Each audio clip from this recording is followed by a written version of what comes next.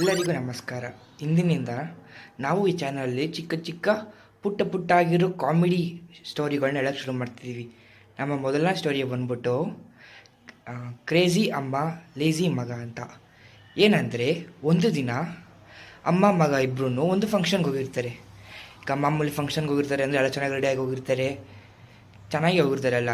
ಈಗೇನೆ ಅಮ್ಮನಿಗೆ ಏನಾಗುತ್ತೆ ಅಂದರೆ, ಅಮ್ಮನಿಗೆ ಅವರ ಫ್ರೆಂಡ್ ಸಿಕ್ಬಿಡ್ತಾರೆ, ಕ್ಲೋಸ್ ಫ್ರೆಂಡ್ ಆಗಿರ್ತಾರೆ ಅವರು. ಆ ಕ್ಲೋಸ್ ಫ್ರೆಂಡ್ ಸಿಕ್ಕಿದಾಗ ಅಮ್ಮ ಹೇಳ್ತಾರೆ, ಲೋ ಮಗನೇ, ನನ್ನ ಫ್ರೆಂಡ್ ಇವರು, ನಾನು ಇವ್ರ ಪಕ್ಕ ನಿಂತ್ಕೋತೀನಿ, ನಾನು ಒಂದೇ ಒಂದು ಚೆನ್ನಾಗಿರೋ ಫೋಟೋ ತೆಗಿ ಅಂತ. ಆಗ ಮಗ ಹೇಳ್ತಾನೆ, ಅಮ್ಮ, ಫೋಟೋ ತೆಗಿಯೋಕ್ಕೆ ಫೋನಲ್ಲಿ ಕ್ಯಾಮ್ರಾನೋ ಇದೆ, ಆದರೆ ಫೋನಲ್ಲಿ ಚಾರ್ಜೇ ಇಲ್ಲ ಅಮ್ಮ.